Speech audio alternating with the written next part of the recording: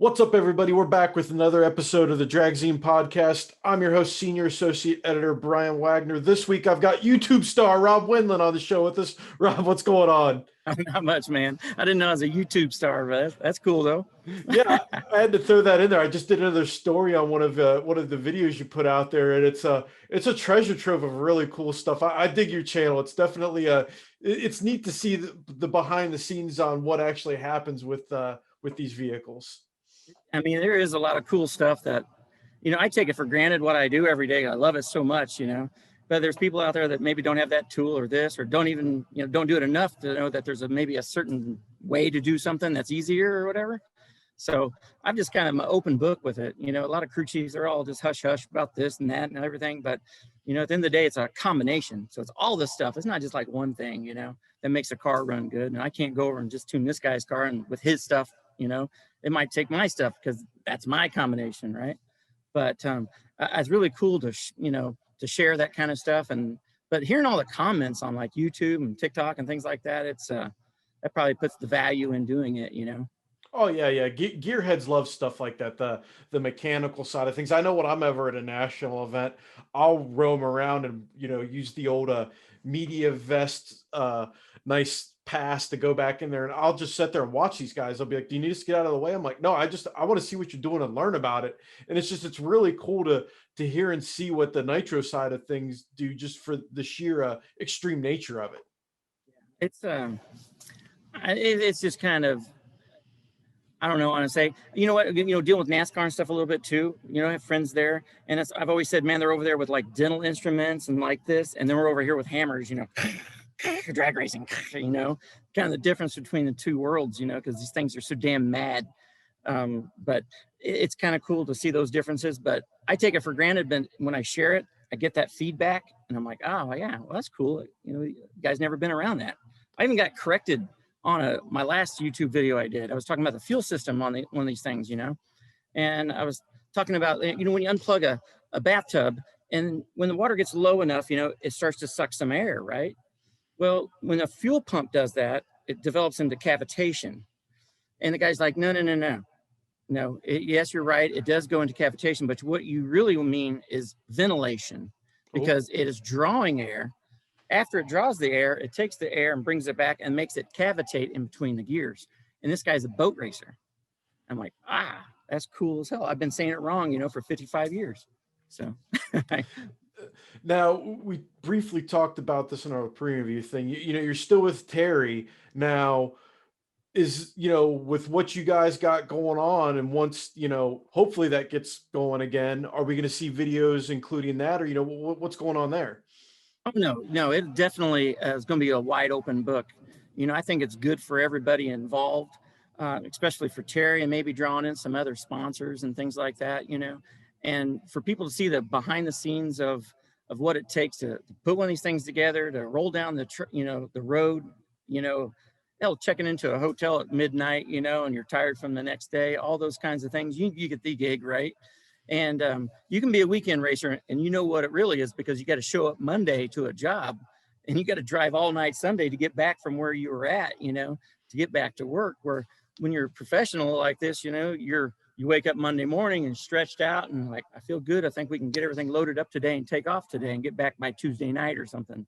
So it's I think, being a weekend racer and stuff like that, sometimes it's a little tougher because you're spending all that time that you could be with your family, out in the garage working on your stuff, where we're showing up 8 to 5, working on race car stuff every day.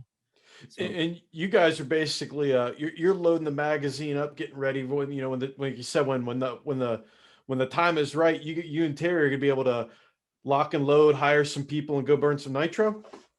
I think so. We've always say like, oh yeah, there's a contract or something like that, but until that check actually hits the bank, that's when that separates the shit from the bullshit. That's the way I kind of look at it. And you got to have that money anyway to go forward. So you got to have it. And so, we're not at that point right now, but from what I'm told, it's getting closer, and I'm going to make sure that we have this investment for someone else ready to go. What thing I take for granted is, like, I have 5 people around me here you know, I got one guy's doing cylinder heads and the guy's doing blowers, you know, and my girl was doing the clutch and all that stuff. Well, it's a whole day's of work, right? So there's 5 extra people there helping you. And then I'm doing what I'm doing. And so now, like, I need cylinder heads put together.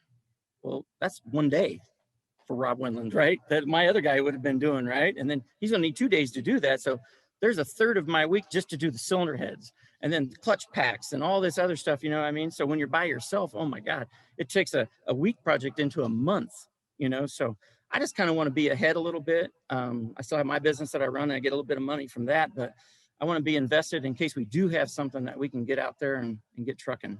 Hit the ground rolling, right? Yep, that's for sure. Now, the art of building high horsepower nitro machines isn't something they typically most teach in school. You know, how did you end up spinning wrenches for some of the biggest names in the business? How did your journey kind of happen?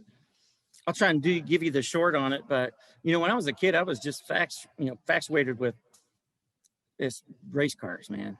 And I think a lot of kids are and stuff, you know, but I had neighbors that had like race cars, and at an early age, that's what I wanted to do.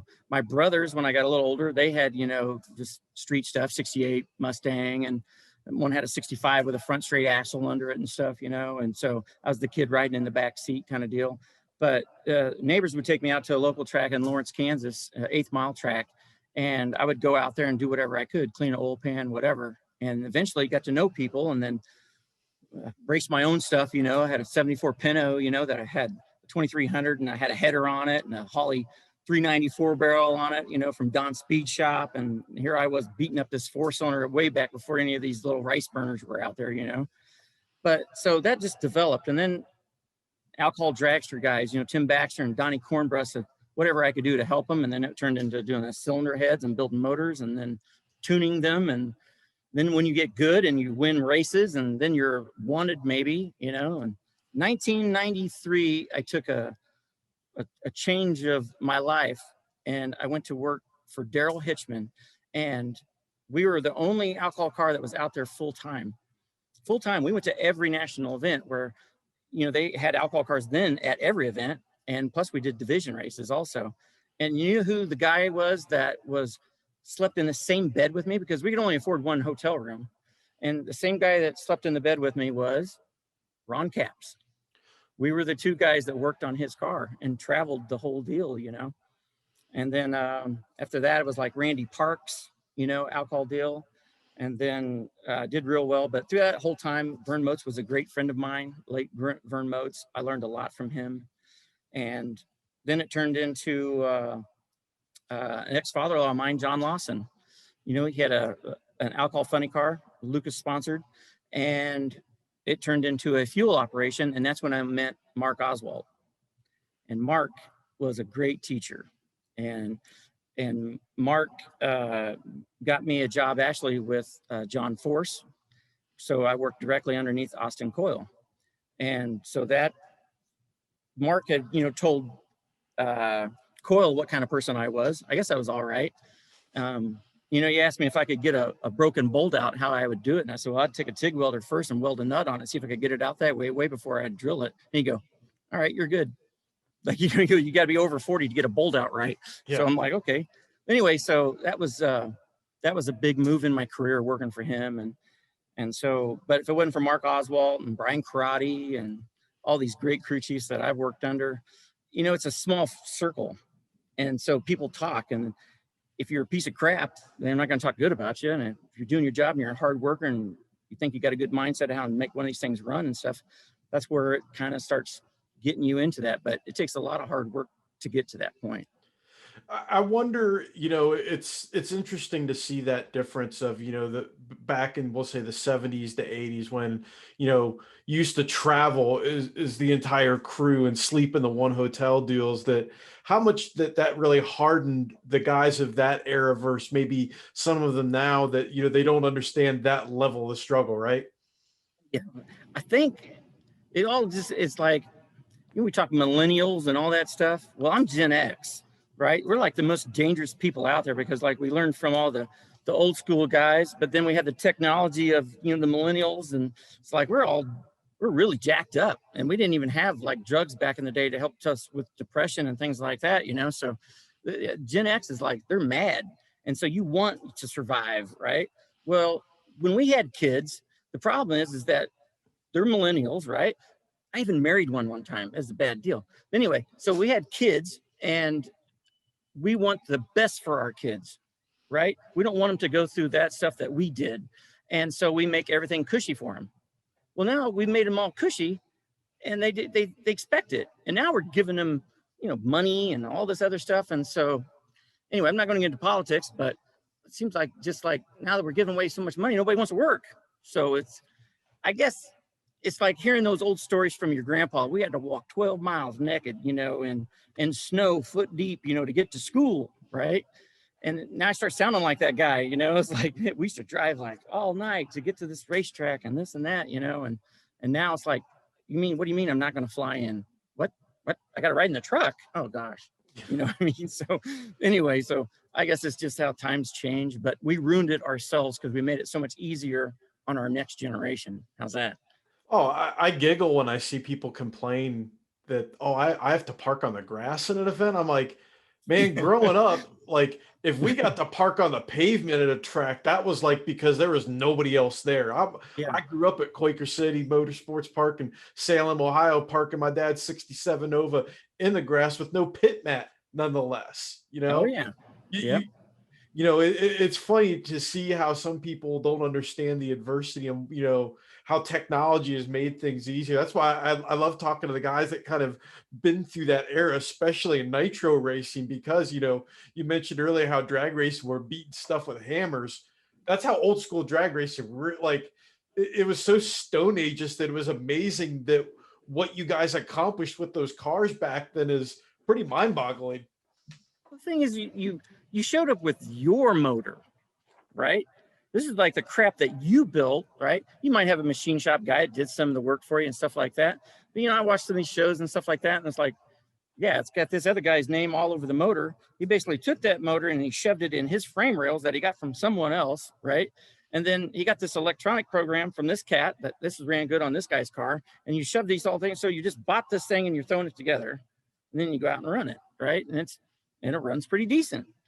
But like our area, stuff like that, if you wanted to get ahead, like, man, you had to do stuff yourself. You had to find out what those failures were and all that other stuff, you know?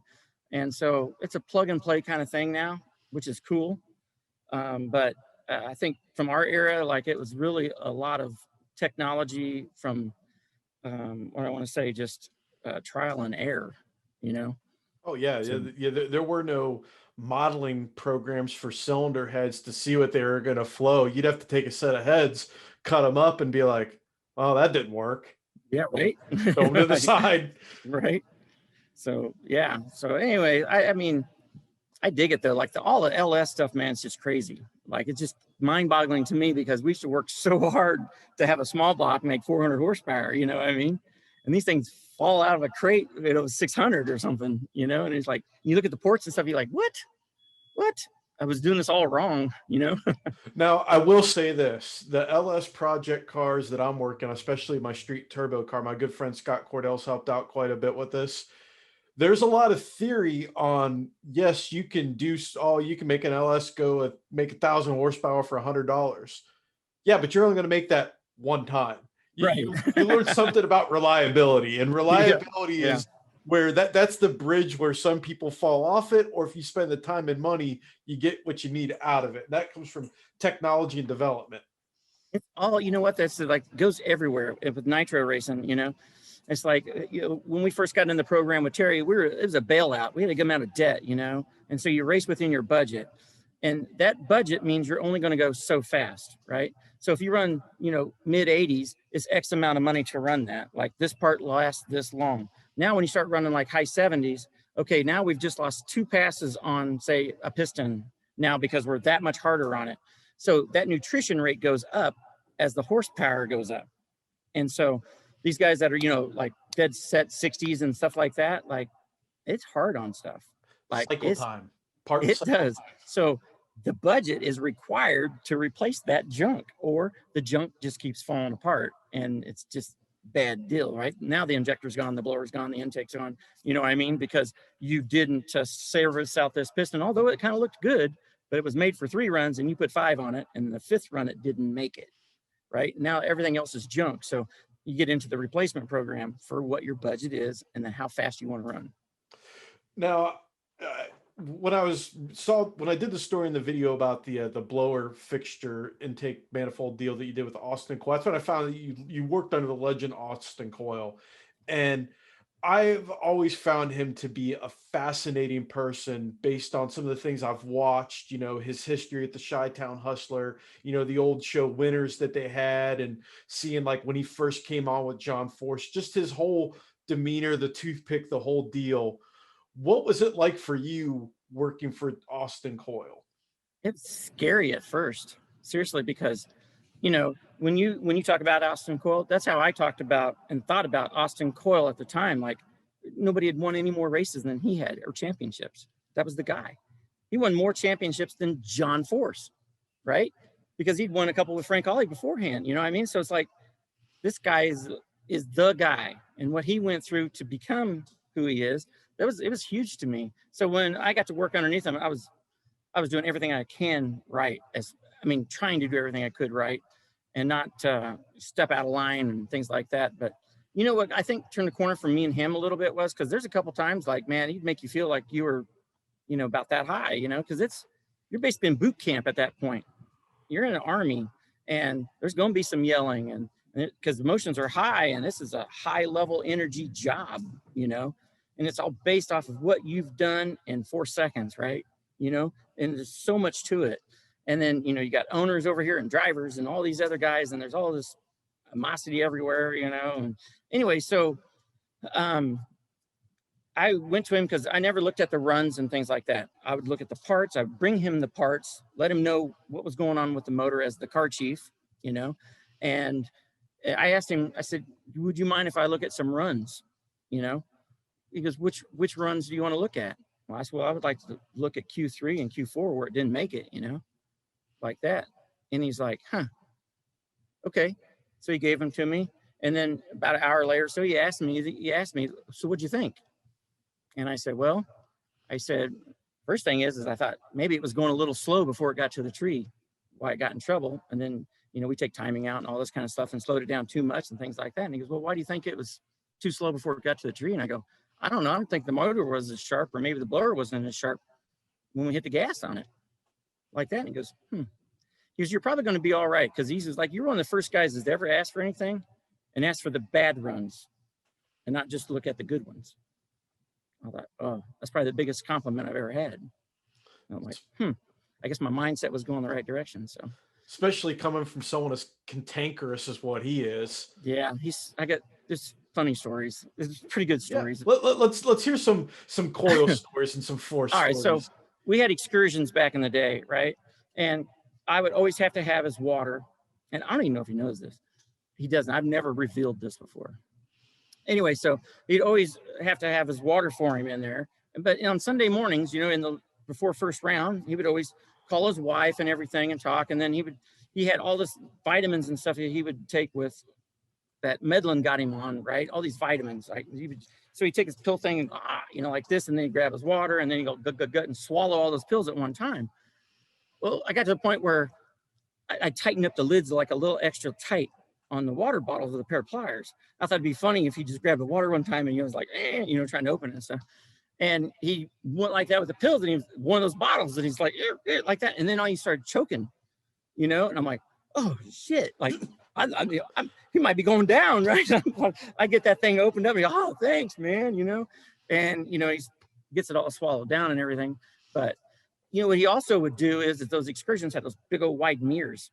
And so going through the pits and stuff, I was always had to ride shotgun, and it was always like, he's hitting, like, going to hit people and stuff, and I'm just like over there all butt puckered up. And then every once in a while, he like catch somebody with a mirror and stuff. And he's like, these people just get out of the way, driving. I'm like, So I ended up putting in an extra, the start buttons on the old cars on the passenger side and hooked it up to the horn.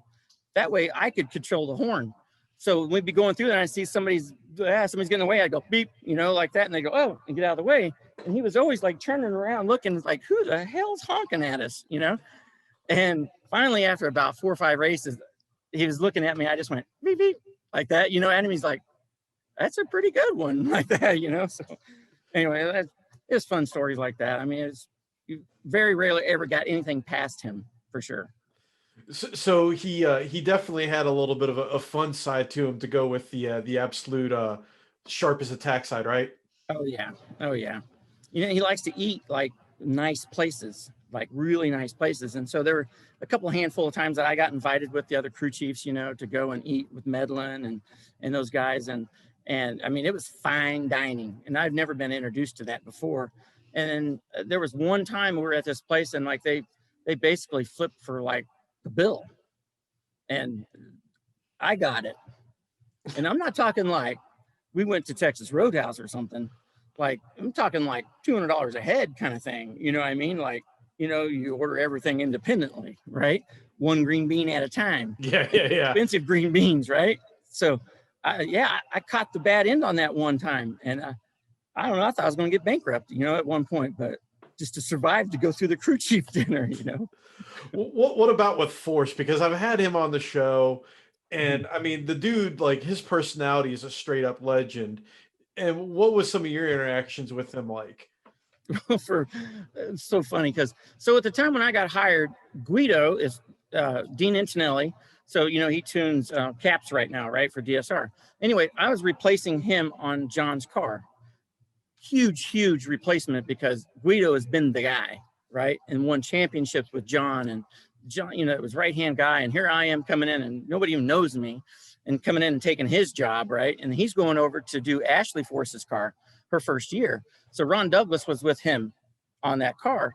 And for the first 5 months or something like that, Force always called me Ron instead of Rob, right? So he called me Ron. Well, one day in the beginning, there was some kind of alteration that happened on Ashley's car, and it had something to do with Douglas pinning somebody up against a locker or something, right? And Force, you know, came up to me out in the shop, and he's like, hey, Ron, he's like, we can't be stringing these kids up by their neck up against the lockers, okay? As much as we want to sometimes. He goes, but we can't do that, okay? I just want to let you know that. And I go, oh, no, you need to talk to Ron Douglas. I'm Rob Wendland, right? And he's like, oh, okay, yeah.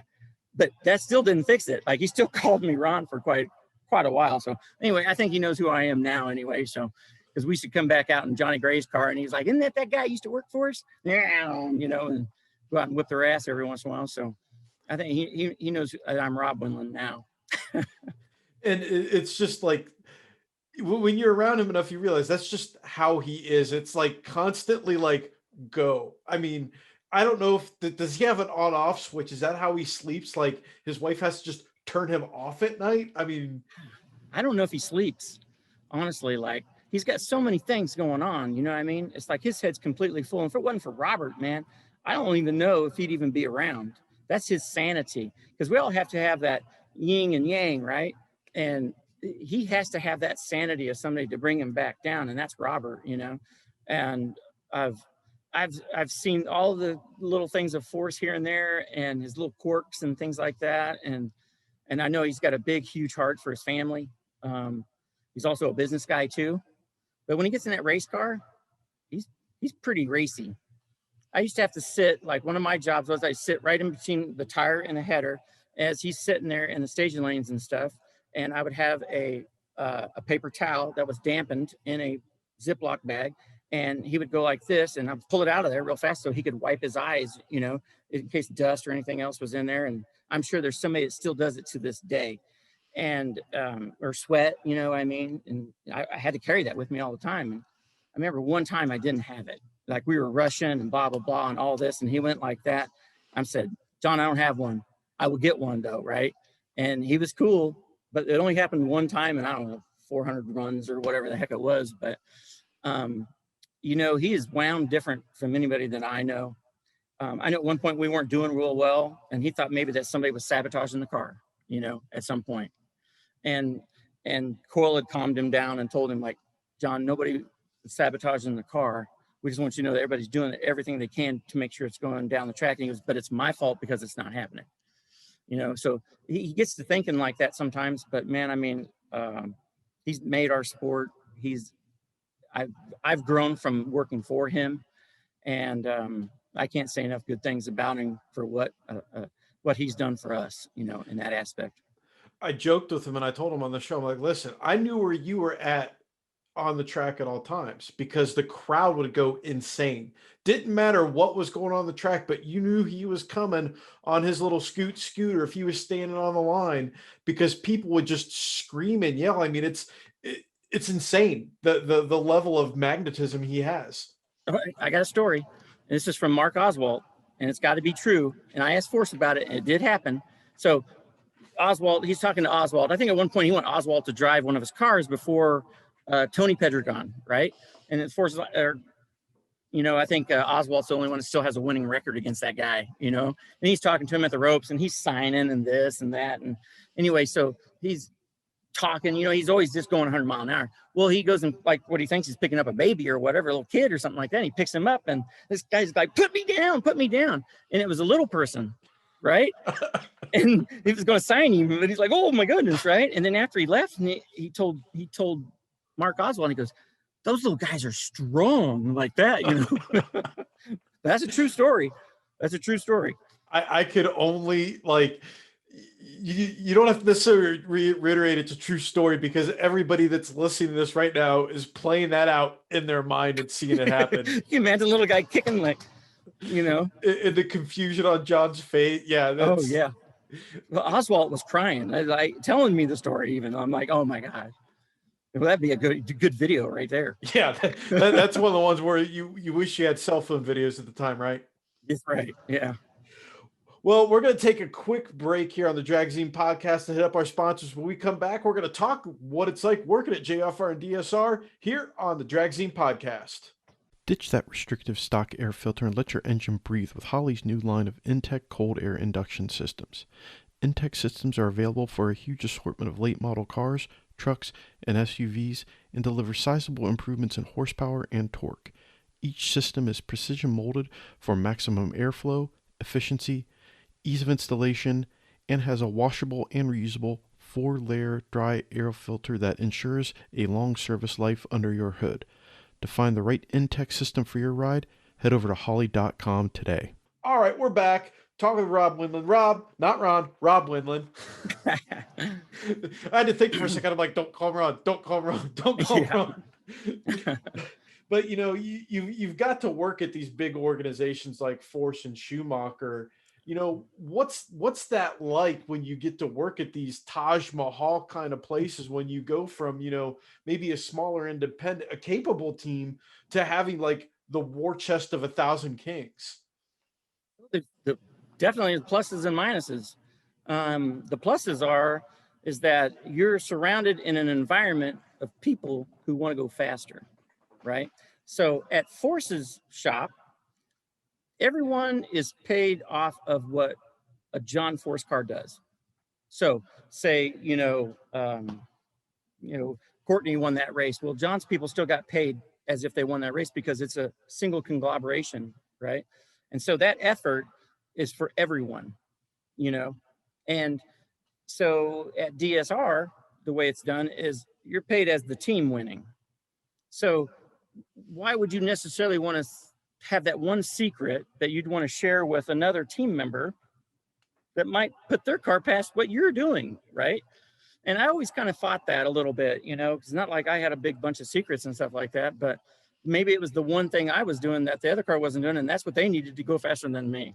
But I didn't get paid on that other guy's car, as far as a bonus or something like that. But you still do work for the organization. You want the organization to do well and all that. But at the end of the day, if it doesn't pay out that way, your efforts, that's not that much fun. But to have the availability of a blower dyno, right, and a fuel pump, bench, and all these different things, a machine shop to make something for you, the one-off part that would normally take you 8 hours in a Bridgeport or something, and they can knock it out in about one, those kinds of things. That was like just awesome. And then having good friends in those organizations that you could bounce things off. So it's like being at the track all day long, because when you're at the racetrack, everyone's racy and they're talking and, yeah, I did this or I did that or whatever. So you have that constantly going on. But the downside is that in most of those organizations, there's like a peer of people, right? And the owner has his guy, whoever that may be. And that person is kind of controlling what's all going on, you know? So at some point, you're going to have to lick bananas or whatever you want to say. You're going to have to get your nose brown or something like, and you got to fit in with the clique sometimes, you know? So the independent guys don't do real well in those big organizations. Johnny West is an example of a man who's very, very smart, but he's not a big organization person. He's an independent guy. I'm kind of an independent guy, but you know, is not a ball licker, right? You know, to stay in the clique, because this owner's asking this one person what he thinks about everything else, and he may not know, you know, and so there is, you know, politics, and that part sucks, and there's just no changing that. That's the way that's always going to be. But so when you have an independent team like Terry here, you know, it's like you stay focused. Like, hell, we build our own chassis in-house. Like, there's a lot of teams out there that can't do that, you know. We're probably the only independent team that builds their own chassis. I think Bill Miller, he built his own chassis, I think. But actually, and it went out and it hauls ass, you know. So we don't get test runs. Our test runs are qualifying, you know, at some of these events. You know, as far as like designing cylinder heads and things, like, we don't do any of that, you know. We get that from the big bucket stores, you know. We buy cylinder heads from DSR and that kind of thing, and we get blowers from Darren Mayer, but there's little things that you can do to them to make them a little bit better, how you put them together and that kind of thing. But so working for them, it's definitely its big highs of getting that information and having all those equipment and all that. And if your budget is there, like when I was with Johnny Gray, we had a great budget. There's several things that we tested, you know, that panned out to be a loss, but you didn't know which direction to go until something like that happened, you know. And anyway, so definitely would I go to work for another one for my family to survive? Of course, I would, you know. I'd probably have to apologize to Don Schumacher a little bit, but I'd probably be okay with that. I mean, we talk, we're friendly and all that, but we're competitors too, as far as belt business wise on blower belts and stuff. So anyway, but forces definitely. But I like working for Terry. He leaves me alone. You know, when we do have a deal going on, leaves me alone, allows me to do what's necessary. And I definitely work within the budget of what we have to race with and try and put good people around me. And everybody can keep their nose clean because they're not out seeing what John's doing, this guy's doing this, that, you know, all running around and that kind of thing. So it's actually pretty cool. And the independent deal, that's kind of like what I like to do anyway. So essentially, you have on the plus side of the big teams is you have those resources, but there's a lot of things that kind of they're little shiny objects, things that distract you. Whereas on these smaller teams, where you can really kind of hone the craft of a crew chiefdom, right? Yeah, and then you do run across something that has changed your life as far as making it go fast, right? You can contain it, right? Where your pit's not wide open and all this, and you're not having to share this information, or you had to go to the machine shop and get something made, and we're going to test it. Well, then 10 other people already know that you've made this piece and it did something, right? Well, then you've got to control that leak now, because that guy in the machine shop probably eats dinner with the guy that works over at Force's machine shop or something, you know what I mean? So you're sitting there trying to control whatever little benefit that you've been able to produce, you know, without exploding all over the place. But yet you want to be a team player, you know, and be able to say, hey, we did this, and now we get more runs on our rods or something, or whatever it may be. You know, we gained this performance from this, and share that information with your team. But you've just gave away another piece of the puzzle that's going to probably, you know, not give you that advantage to be just that little click faster, because we know how the races are anymore. It's stupid. Like, you know, Brainerd, we had 2 finals that were just crazy close, and maybe it was just that little thing, right, that would have changed it to put one nose in front of the other. So you just don't always want that stuff to fall out of your hands. Well, that's interesting. That rolls perfectly into my next question, because I know from the small tire radial side, what we would look at, and other forms of drag racing, to after a run, to see what we need to improve to make things go faster. A nitro car is a big angry animal. Where are you trying to figure out on that animal how to make improvements? Well, the first thing is, the happier the engine is, the better off your budget, number one. Yeah. Number two, if it's happy, it's running good, right? And so the parts nutrition's down and all this other stuff. You can run fast and have an ugly motor, but you can only run as far as how many times doing that. You know what I mean? Like if it's throwing the rods out of it, well, you got to have a shitload of motors laying around to keep feeding it that kind of tune-up. So for me, we make a run and I'm testing something, and it's really hard in a nitro car to say that fixed it or that did it. Oh, I see an improvement, those kind of things, because what you have to do is you have to go A, B, A, B, A, B, A, B. So you're going to do it 3 times. Well, you never have the same conditions. Track temperatures changed. The conditions, the atmospheric conditions were changed. It didn't have the exact same blower on it, and so it didn't make exactly the power that it was, supposed to. So it's really tough sometimes to sit there and say, I'm testing something, and this is what I found out. But the thing you have to do is diagnose everything that does happen. Like, I'm all over this motor, pistons, rings, what the cylinders look like, bearings, all this stuff, what the color of the clutch disc are when they come out. Every run, we look at this thing. And if I've got my people trained to where they're looking for things too, like you're my eyeballs too, because I don't have this many eyeballs to, and so it may be the stupidest thing that they come and talk to you about, but I always told them there's never, ever a stupid thing that you can question me about that I need to look at that you think there might be something wrong, because I'm going to explain it to you if I don't know or do know, and that's going to make you a better person, on down the road and more valuable for the team. So to me, the stuff that we get off the computer, from the run is a backup for what I saw. It's a reference. Now, we can't see exactly what the wheel speed is exactly when it's leaving, but if you stand behind these piece of craps long enough, you get a pretty good idea and a feel for what happens in that 1 second time period in 100 foot, right? And so you definitely use that as a reference to what you've seen. And then you use it as a reference of what your parts look like. And so cam timing and all these other little different things, how much compression level you run with that cam timing, with that lobe, and how much blower overdrive you had, and what that blower, what it's capable of, all those things play into, that combination that we talked about, and diagnosing what the best motor it is to have for what atmospheric conditions you're at. Does that even make sense at all? Yes, it Sure. makes sense, because it explains that nitro engines are very sensitive sledgehammers. It's so mad. Honestly, we do not know what the cam actually is when this thing's running. And let me explain that to you. Because at top dead center, say it's 3,600 pounds of pressure, right? When it's firing.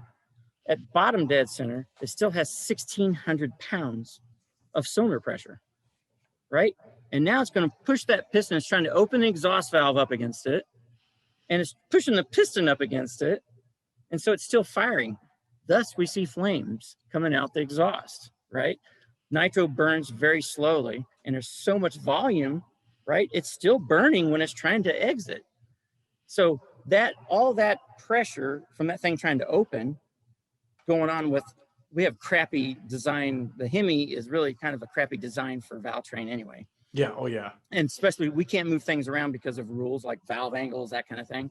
So we're kind of stuck with the best of what we can do, push rod lengths and how we have the rocker arm, all that kind of stuff.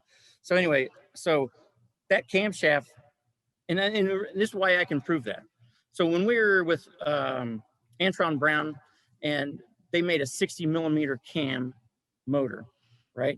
And I think you can't run one. Well, you can't put one in, right, without raising it. Well, we were able to get one in a motor and shave rod bolts, the whole 9 yards. And we went and start this thing up. You just thought that we didn't have the plug wires on right or something like that. It was a piece of crap. Same grind of camshaft, except no flex, and actually had better control of what it was doing. And it was way too much. So it just tells us right there, it's like, oh, okay, yeah, we have no idea what the hell we got for a camshaft. So you make changes in a camshaft and see if it was the result that you wanted, basically. Who cares what the number is? You know, it doesn't even matter. And that's what, again, is fascinating about these engines and what, you know, I think that the people take for granted and what it takes just to get them to run, do a burnout, let alone go 3 seconds in 1,000 feet, because they are just, there's so many forces trying to cause that engine to eat itself and have a not so happy ending, that just getting like any run down the track should be considered a good run, really, if you think about it. For sure. Oh, that's 100%, right? You won. You know, always just to tell them, like, we'd come back and we'd find something that almost happened, right? Like maybe it broke a tip off of a push rod or something, right? And you look at it and like, holy crap, it made it. I said, guess what, Terry? We just won the race. He goes, how's that? I said, it was one step away from opening the intake up and knocking the blower clear off this thing. So that'd have been a set of heads, a short block, a blower, intake manifold, an injector. So you wind that up, it's 80 grand, right? Well, to win a race at an NHRA event, used to be anyway, 50 grand to win the race.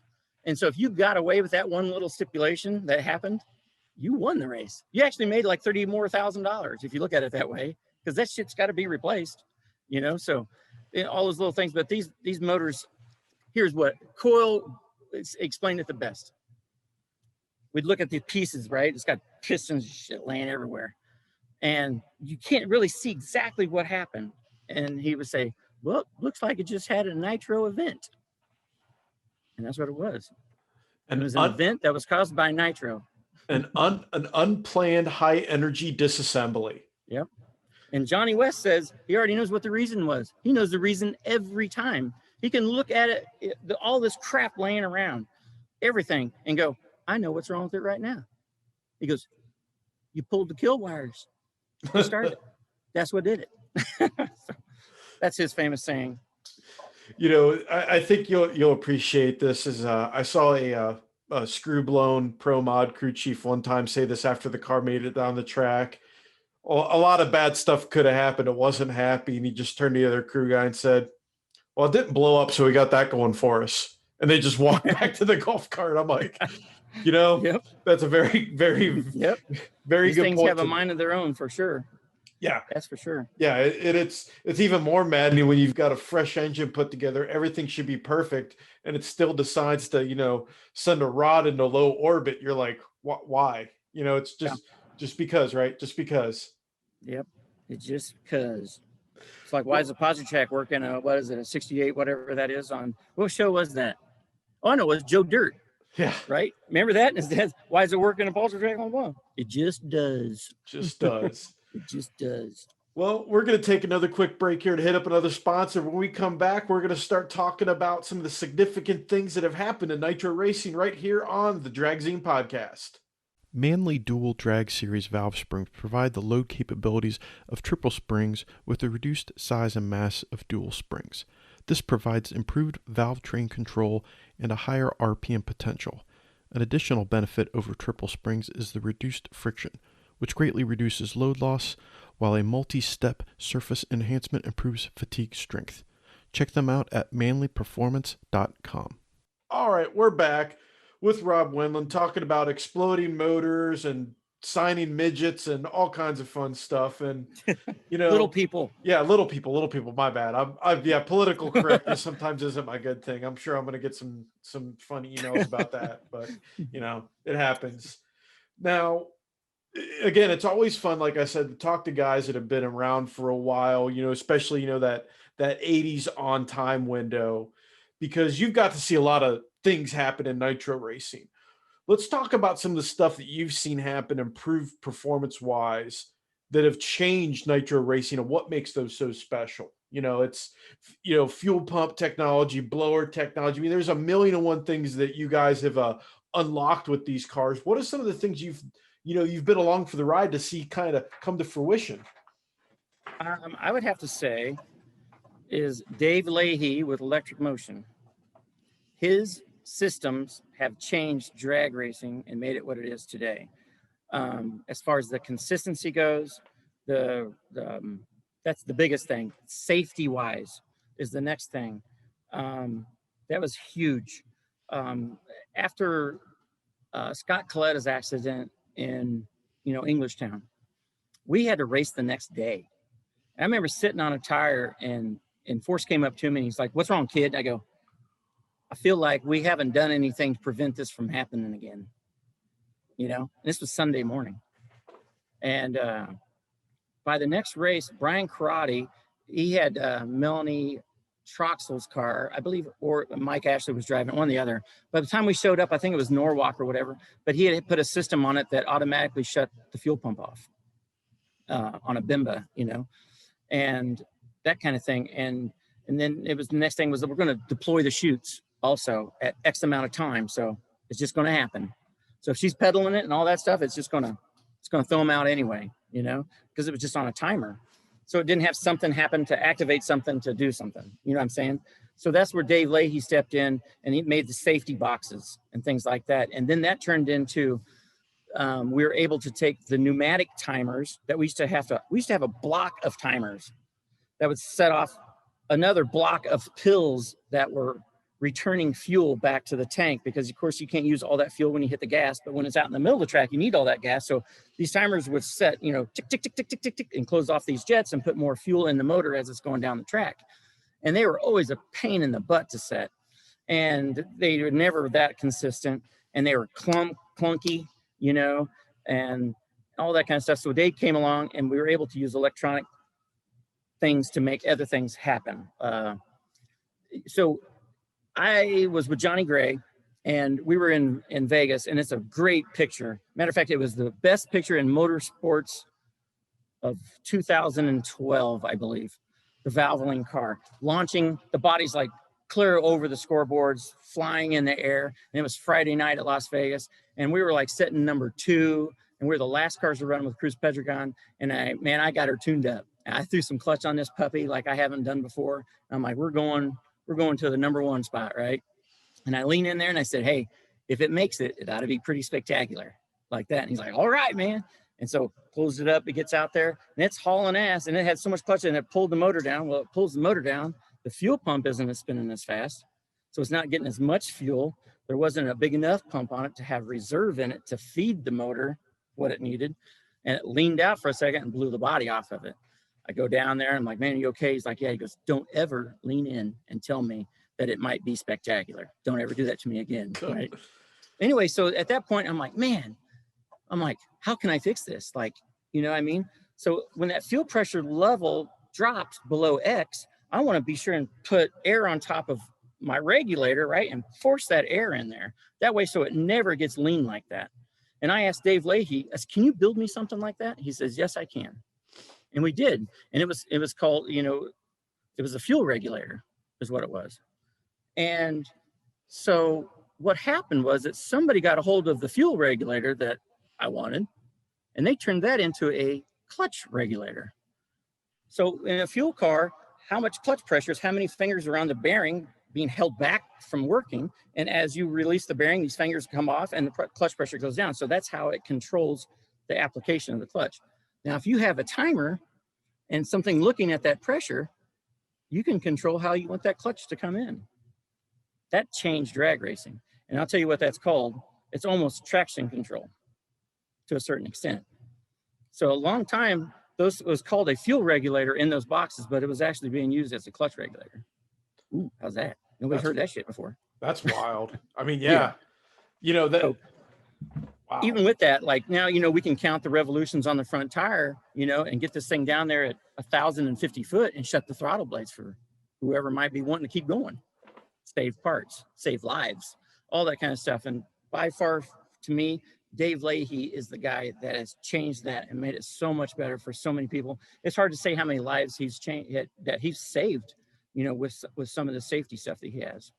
That's an interesting answer. I wasn't expecting that, but that's awesome definitely to hear, because it's interesting that I think that people maybe think that these cars are like way more technologically advanced in some aspects than what they really are. When it comes down to it, I mean, it's probably pretty simple, right? We're limited like what we can do. Like we don't have traction control, but we can try and control the clutch. But clutch wear dictates this, how much power it had, and you're changing gaskets by 1,000ths, right, in between rounds, and blower overdrive, 0.5%, and all this crap. Oh, I put a 0.5 degree of timing in it in this area or something, right? And so you just want the same power level. You go up there every time, so it's going to wear the same clutch. But you got, oh shoot, the track's 20 degrees hotter now. You know what I mean? Oh, we better back off some clutch. Oh, well, I better take out fuel now because it's not going to burn that. And you wouldn't believe what a crew chief has to think, during a race scenario to get it all right. But we don't have all the stuff that's automated. Once we set it, it kind of is set in stone, and a guy hits a switch, and that's what happens, right? The clutch regulator is about the only thing that can change something to make something else happen. So that's why you can call it traction control, but it's just clutch control. So, but it has helped these cars tremendously make more solid, consistent passes. It's funny that guys maybe in a top sportsman car, they might, think, well, I do something similar. Well, yeah, here's the difference though. At 100 feet, if you're tuned up, if something doesn't get happy, the car might just run a little bit slower, may kick the tires. In a nitro car, when you change X, the Y that's going to change might end up leading to a blower being picked up by radar by NORAD. That is the difference. Hey, I'm the last one to launch a blower off a car, right? Oh, you remember that in Houston? Right, so it's going down through there, and there's big old bumps in Houston. This thing must have got like a gulp of air. It leaned for a second, blew this thing up, right? 2-piece manifold on it. The inner part of the manifold comes out, right? The blower's in the air. The blower gets a run at it, rips the straps off of it. I think the plate was from like Doug Foley from 10 years prior or something, you know what I mean? And anyway, but it was SFI'd or whatever, and it was aluminum. So all that's changed since then. We changed a lot of rules that day. Yeah. But anyway, so the blower comes off the car, and it's flying through the air. It's like a gyro. It lands down, straight down with the injector on it, on the track, skidding around like this. And Tony Schumacher's in the other lane, right? And he's going, oh crap, it's in my lane. He goes, and gets stopped, and like the wing just bumps it, the blower, because it's sitting in front of his car upright, and the injector's fine.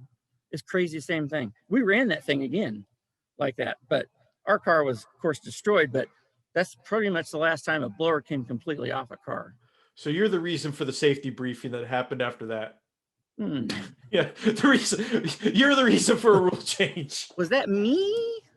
Yeah. We have a bar in the 4th or in the 5th bay right on these cars, a bar that keeps the lower rails from coming in, right? And everybody's named it the Leah bar. Now is what that's called, the Leah bar, because, it had an event. Now we're going to put this bar in. It's because of Leah's accident that we put this bar in, so it's the Leah bar.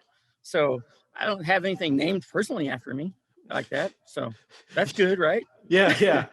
It's funny that there's not a more terrifying feeling for a media person at the drag strip when you see parts leave a vehicle and you lose visual on them.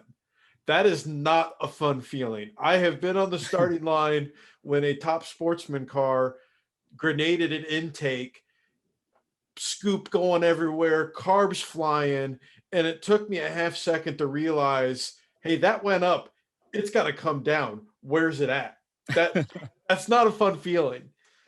So that time in Houston when this happened, that 2-piece manifold, the lower part folded in, it came out of the car. It was behind the car for a second. The slow-mo, if you guys go to a YouTube video and just look me up, right, for NHRA, Terry McMillan blow up Houston.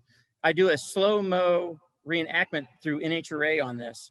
And you can see the intake manifold is behind the car, part of it, and then the chutes come out. That slows the car down, but it didn't slow the manifold down. So the manifold comes and hits the tire, blows the tire like comes off in like a big flap, right? It takes and grabs that manifold and launches it.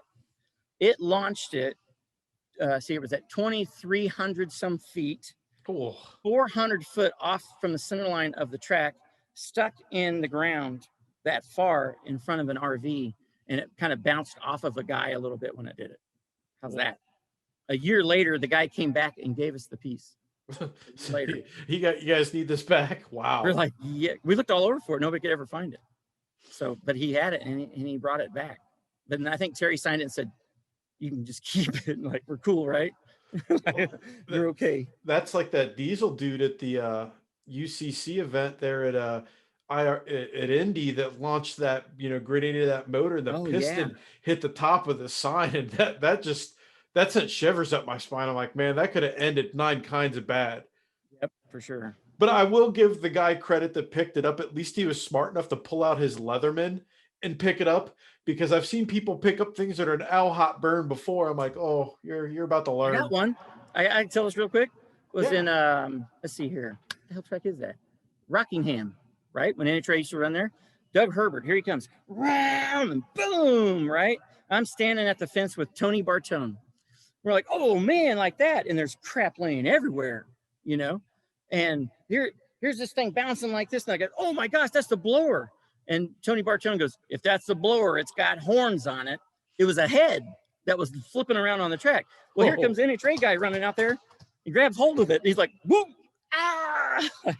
It was like a whole hysterical moment of crap going on. But Tony Bartone is the one that made it so damn funny. It's got horns on it. It's got horns on it, man. It was so hilarious. But anyway.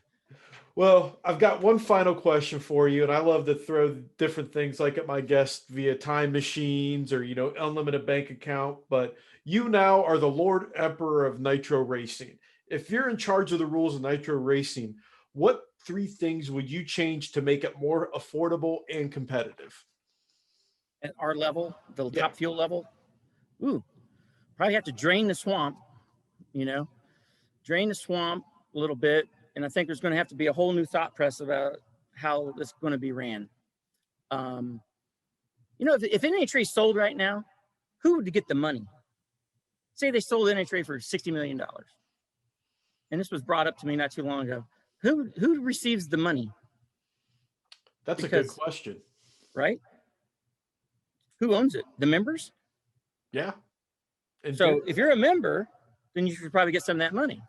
But you don't have any really voting rights in this whole gig of what's going on. So it's kind of weird. Anyway, so I think something would have to happen at that level.